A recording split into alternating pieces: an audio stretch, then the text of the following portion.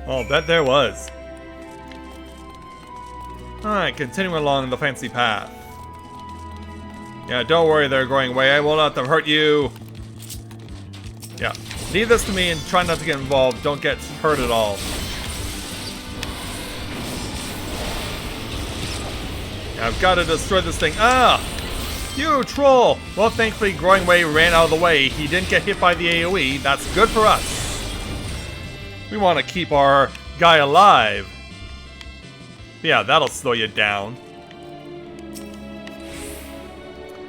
Say, do you notice anything peculiar about the treetops? I mean, apart from the fact that they're massive crystals and not trees. Like what? I'll give you a hint. It's the golden rings emanating from the glowing spheres. Along with the device fixed near the ceiling, they fulfill a role similar to our sun, and do so better even. You mean there's a sun here too? Yeah, yeah, there is. There's a sun over there and there's a moon over there. The sun and similar celestial objects in the great expanse radiate energy that is harmful to your bodies. These rings shield you from that energy while allowing you to bathe in the perfect amount of sunlight, or rather, a close approximation of it. Pretty impressive, wouldn't you say? Oh, and if you look closely, you'll see different types of trees have ever so slightly different curvature. Yes, indeed, this forest is truly the greatest.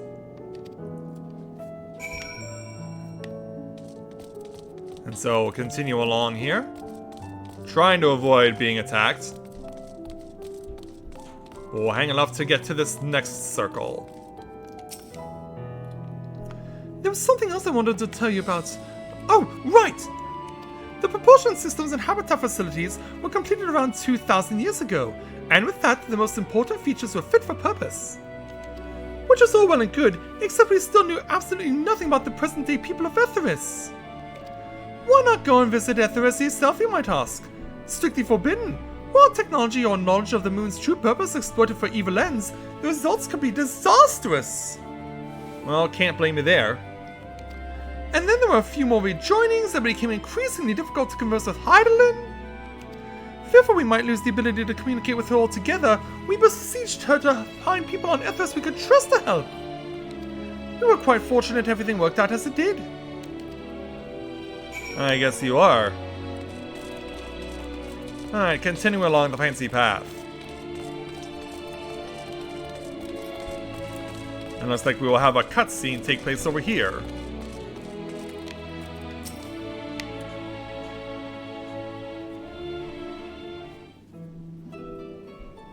With the exception of routine inspections and maintenance, we remained asleep and waited, hopeful Heidelin would find someone who would help us. Eventually she did, and though her power was waning, we were able to speak with them directly for a short while.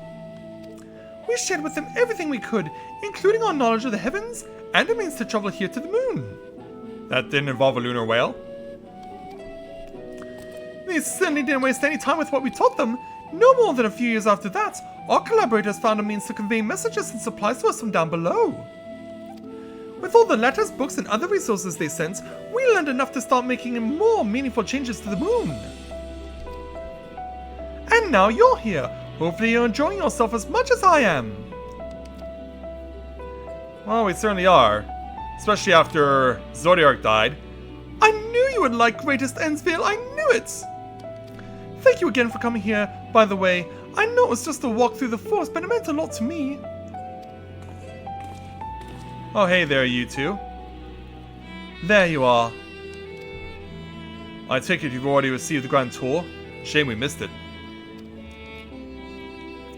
Growing Way, I've been looking all over for you. Yeah, here comes Oriange with, the lead Loperitz. Oh, is this about the teleporter to the residential area? No, never mind that. We have more pressing matters at hand. I will be calling an emergency meeting shortly and your attendance is required. Really? I can't imagine why you need me there, but if you insist. We won't be away long, so you're all more than welcome to continue looking around the burrow. Now come along, Growing Way.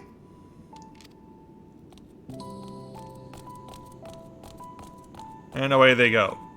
Before we arrived, you seemed to be in the midst of a rousing conversation with your guide. Did you learn anything of import? Yeah, we did. Here's everything we learned from him. They spent 12,000 years preparing for this?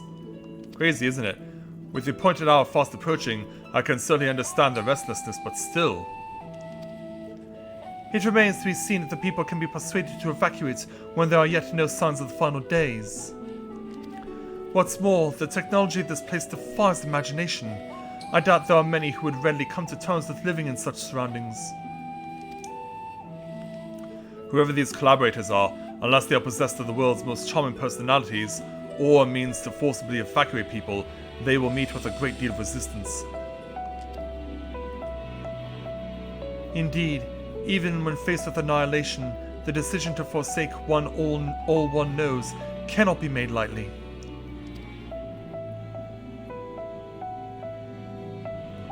So how do we deal with it? Should it arise? Forgive me, friends, but I must beg your leave. There is another matter which yet begs for mine attention. Of course, we can accompany you if you like. No, not this time. Nay, that will not be necessary. If you'll excuse me.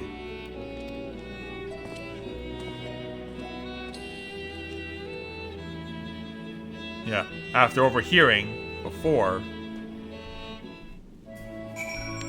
Yeah, let's go ahead and speak with the Stola to complete the current quest. 'Tis clear now that difficult decisions lie ahead of us. Preparing for the evacuation of Etheris is indeed crucial, but I am not yet willing to forsake our world and its reflections, and I trust I am not alone in my reticence.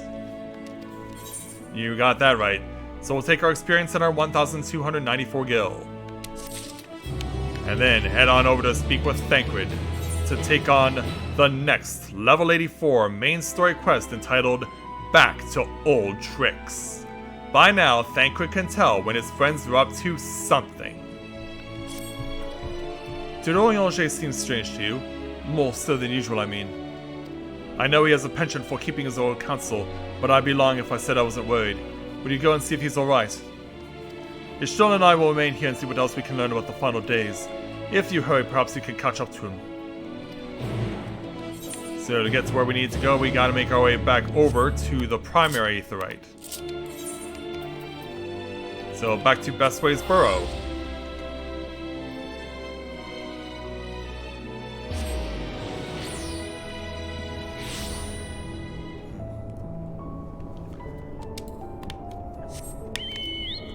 And rough. Pog with 2 G's, huh? And an exclamation point. Yeah, let's chill out and wait and look around.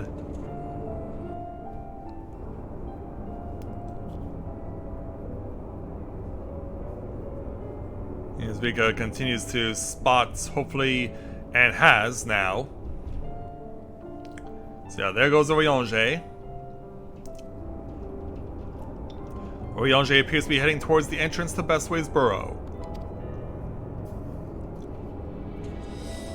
And so, follow them. Follow him. Do what needs to be done. That sort of thing.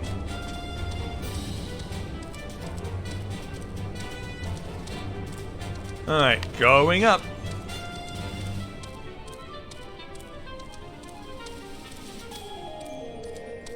Yeah, making our way back up the big giant ramps again.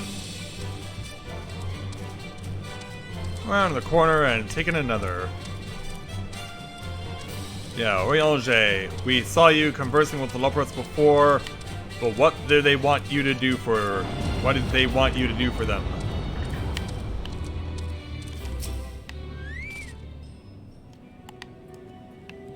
So let's scour the area.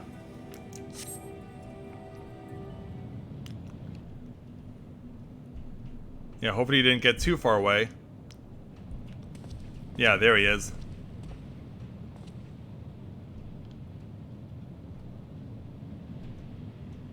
Yeah, he's just chilling out right now. Orianger ventures off into Mare Lamentorum for reasons unknown. You must tread carefully or else he might sense your presence. So yeah, it's another one of these quests. We have to chase someone, but not too closely.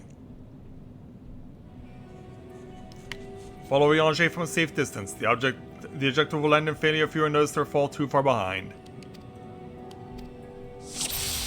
And away he goes. Just starting out with a walk to begin. Your destination will not appear on the map while following. And Argos, you may be close by, but I'm afraid I can't ask for your help here. Yeah, your barking will cause too much attention to be drawn to me.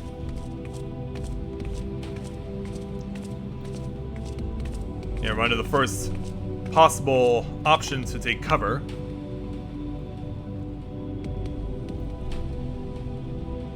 And away we go again. Close, but not too close. Seek it behind stone 2. Or maybe in stone 3.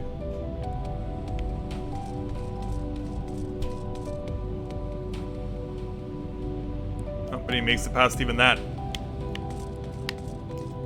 Oh. Back, back.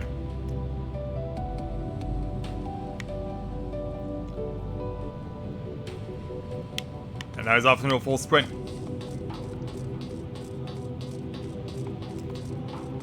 Try and stay on his tail, but not too much.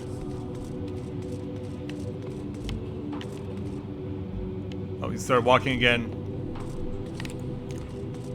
Oh, he looks around again.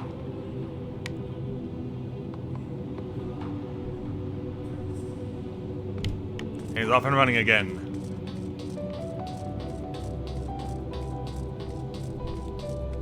Around the corner, try and get back out of the tunnel.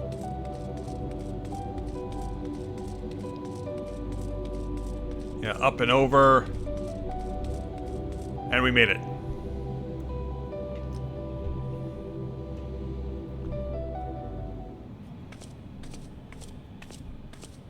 Yeah, your attempts at being covert have failed this time, Oriange.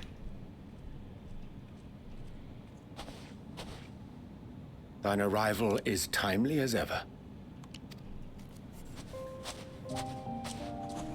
So what do they want you to do? Thou didst chance to overhear my conversation with Livingway, I presume? By sheer coincidence.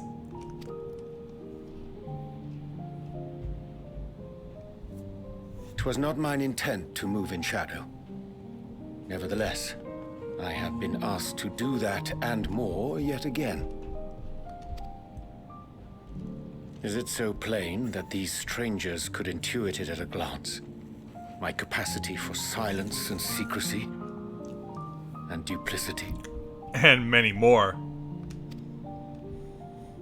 And Grahatir did contrive to deliver the first at the price of his own life. I was complicit in the scheme. A sacrifice averted for a mercy.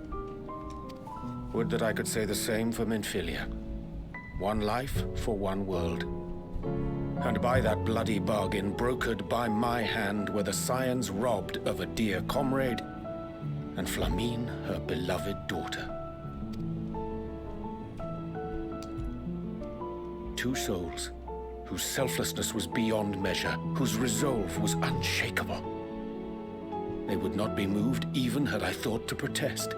But protest I did not. Far from it. I pushed them forward.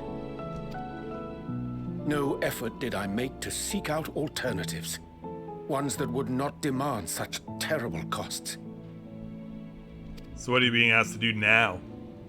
That resignation weigheth heavy on my mind. As does the memory of another lost to mine inaction. You're afraid of Moonbrita, aren't you? Dearest Moonbrita. Uh-huh. Who did face death unflinching, that we might secure a means to bring low the Ascians. In her hour of need, I did naught. Dutiful disciple of Louisoix, ever looking to the greater good. Are we actually going to see Oriange come out of his usual calm state and just fly into a fit of rage? Had I shut mine eyes and bid her live instead, mayhap she would be with us today.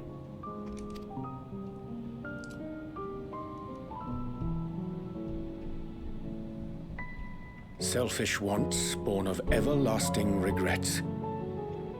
Most days I put them from my mind, but could think of naught else when asked to swallow the same bitter draught. Subterfuge and sacrifice. Mayhap the right moral choice, but one I regard with great trepidation.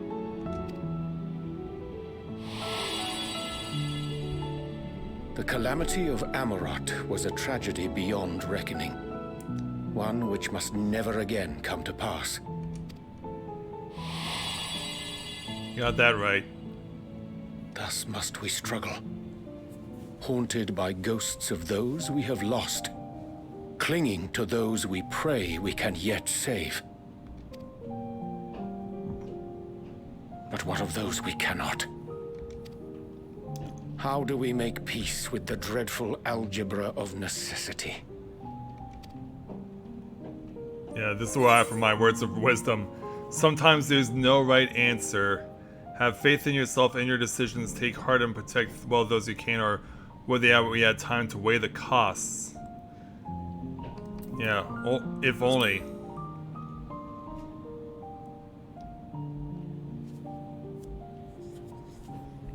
'Tis a comfort to know we are of like mind in that regard.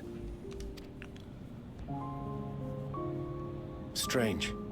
Scarcely can I remember when last we spoke alone, and so candidly.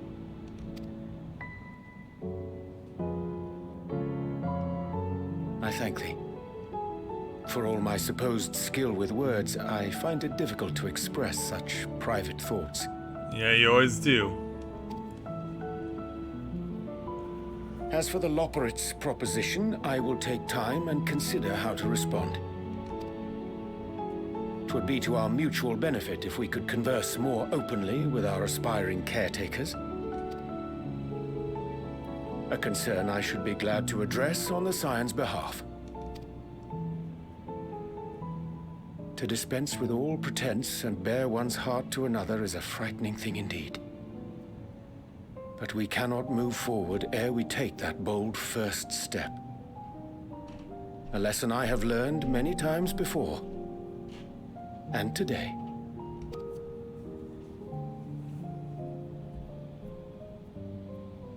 Yeah, just don't sleep around too much.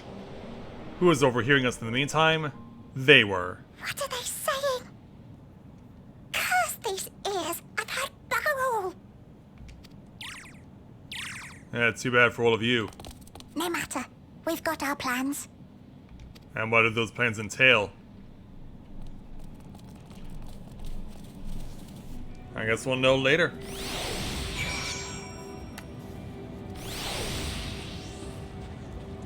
Ordon Yalanger, the quest ending is yours. In truth, my reason for traveling hither was to effect a plan of my own. A plan which may pave a way forward for us all. May, I say, for there is no guarantee of success. 'Tis the reason I set out alone. That failure, should it come, will be mine to bear alone. Yet thou standest before me with proffered hand and open heart. 'Twould be remiss of me to refuse thy amity, and so I ask, would thou join me in mine endeavor? Well, we'll get that answer after we take our experience 1046 skill, plus a level 84 pair of shoes. Alright. So I just want to take a look at the next quest here, but I think we'll take one more and then call it a night here. So let's go ahead and speak with Oriange to take on the next level 84 main story quest entitled Setting Things Straight. Oriange is quite glad for your company. I thank thee for accompanying me. 'Tis a simple plan in truth. We shall not be long away from Bestow's Burrow. Difficult decisions must needs be made in the coming days, but I nevertheless believe we are all of one mind in our desire to save the people of Etheris. To make clear our resolve to the Loporrits, I would offer them a gift, but its making doth require a most singular ingredient. And what's that? Let's follow and find out.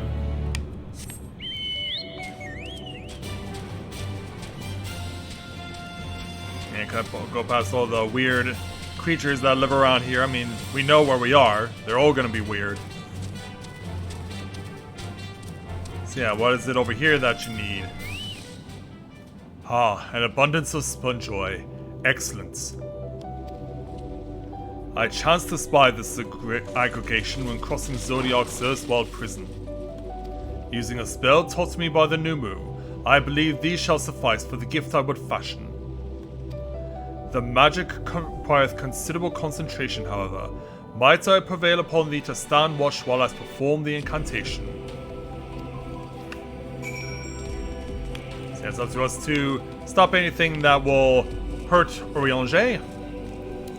Should probably use some of my chocobo again. Alright, go. Alright, Ugly. You picked the wrong time to have a fight. And you're gonna pay for it. Down you go. Now you have a friend. 2 friends, in fact. Yeah, put it right through them. There we go. Now another one comes. As we show off the new ability Heavensward for the first time.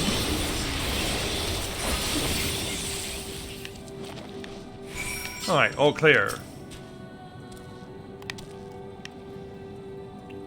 So now just chill out for a while. Surveying the nearby area, you see no sign of potential threats. This will be a good opportunity to see how Orianger is faring. Alright then, Orianger. How's your progress?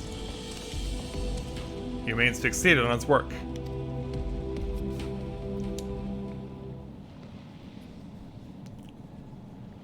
See, as we chill out for a while he's doing what he's doing. There, 'tis done. A magic ink, every ounce as efficacious as that crafted by the Numu. Rare is the occasion I would conjure mine own, but is nevertheless the most useful skill. The resulting product is admittedly possessed of no preternatural properties, but its hue is one of mine own choosing, which I pray the Loporits will appreciate. Rika! Orianger! Oh, thank goodness! I thought you'd been eaten or had perhaps fallen into a crater? Yeah, it's Livingway and crew. Also, I needed the more feminine voice. Ishtal has been looking all over for you, Rika. She says she needs to speak with you about something most urgent. Dire, even. Hopefully it's not that bad. She was also quite clear that she wishes to speak with Rika alone, which means I'm afraid you must stay behind, Orianger. But worry not, it just so happens we need your help with an errand. Delivering a package from the Watcher's Palace to Bestway's Burrow. It's quite large and heavy, perhaps even too heavy for we Loporits, and would be ever so grateful if you could lend us a hand. Yeah. That's convenient. Suspiciously convenient. Yeah, I would think so. Yeah. What are you really planning? Are you insinuating that I would betray the trust of Highland's Chosen? Or worse, do anything to risk getting on Nishtola's bad side? She's clearly not one to be crossed, nor made to wait. Now off with you! Worry not, Rika. I shan't be long. I'll hold you to it.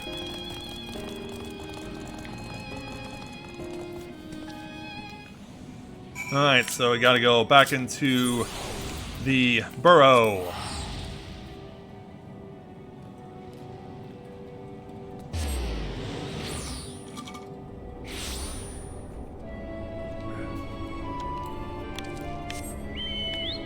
Alright, go.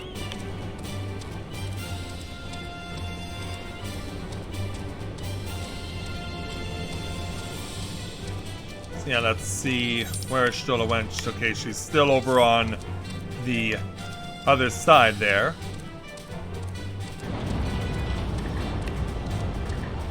So we'll go ahead and reunite with her over in the Vale.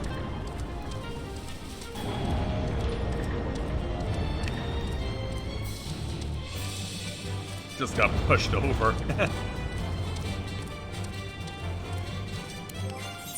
Yeah, no fancy direct connection to a Mario Kart track here, but I'm still gonna break the car out.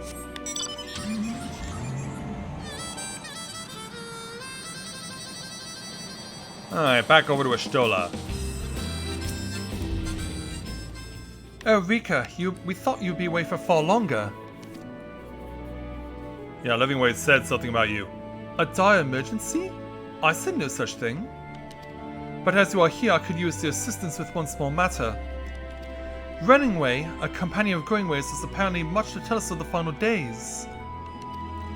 The problem is, however, is that he's determined to live up to his name, refusing to stay still long enough for us to hold a conversation.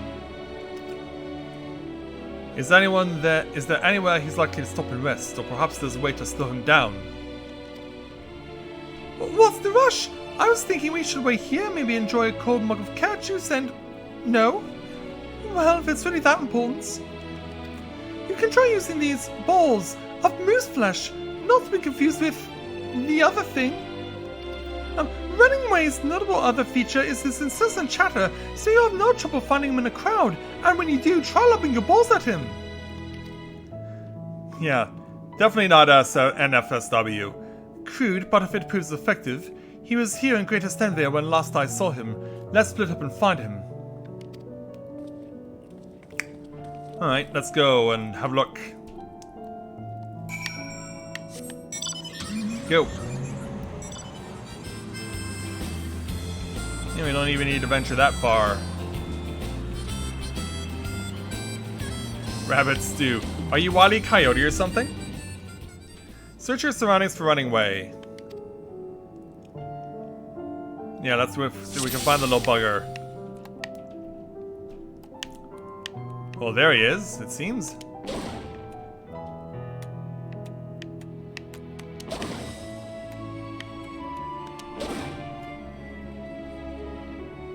What happened? We shot the wrong guy. That's what happened. Yeah, he was running, but I guess he wasn't talking enough. Here comes another one. Running away, question mark?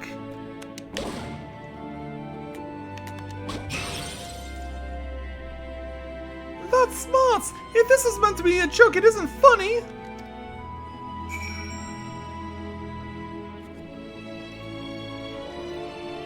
Well, at least we found you. Hello there. Can you help us out? Yes, I'm running away. Do you mind if I explain you hit me in the face with your balls of moose flesh? Someone told us to. I'm highly knowledgeable about the final days. That's what they told me. That's the most ridiculous thing I've heard since I woke up. Who told you that joke? As if we've got time to look into the final days when there's so much to do before the Great Voyage. It's true that Highland did impart to us some knowledge of the event, but I know about as much as any other loper around here. Less probably. Oh, I don't know why anyone would think it's funny to go around telling people I'm an expert, but they better hope I don't get my paws on them. Yeah, more wool over our eyes. So I couldn't be of help, but if there's nothing else, I've got work to do. And I'm off.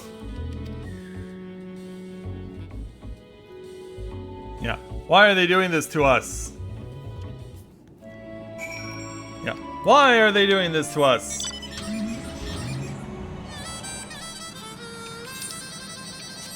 Yeah, there has to be some reason. Back over to Ashtola.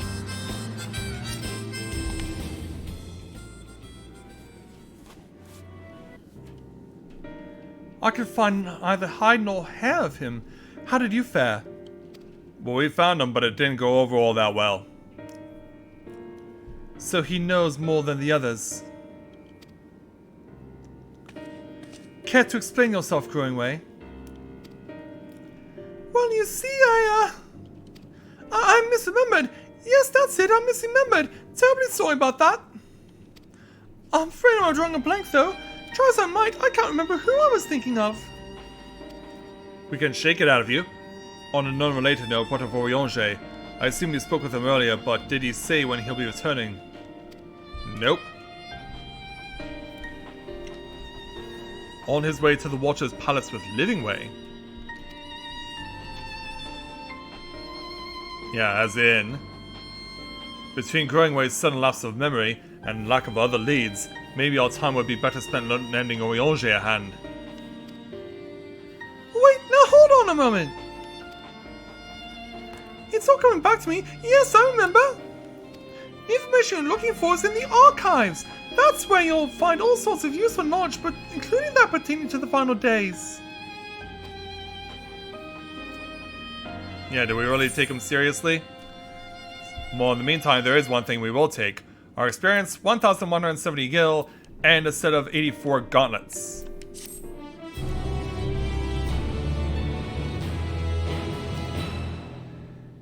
Yeah, and Elizabeth's attitude towards the Loporits this evening has definitely 180'd. Yeah, from wanting to love them and hug them as much as she possibly could to now wanting to go and lay waste to them. That was a quick change of heart, wasn't it?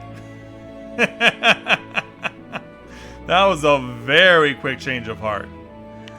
But yeah, Growingway, we are going to get back to you tomorrow because obviously whatever happens next is going to be of significant importance. So on top of that, we also have the more new side quests that have appeared in and around those settlements here at Bestways Burrow. So yeah, tomorrow we will be beginning proceedings with the 2021 edition of the Starlight Celebration as we get ready to celebrate Christmas here in Realm Reborn, and we'll see how everything is taking place for this year's events. And then, once that's taken care of, we're back here over to the moon and seeing what all the side quests we can do before we proceed to move on to the main story once again. And so, it looks like there's no one else of relevance I want to have you guys go raid tonight, so we'll just call things here. And so, with that, I'd like to thank everyone for watching the continuation of Let's Play Final Fantasy XIV Endwalker live here on Twitch. Thanks everyone for joining us, and I will look forward to seeing you guys tomorrow when the Starlight Celebration officially begins. So, thank you very much everyone for watching, and until next time everyone, may you ever walk in the light of the crystal.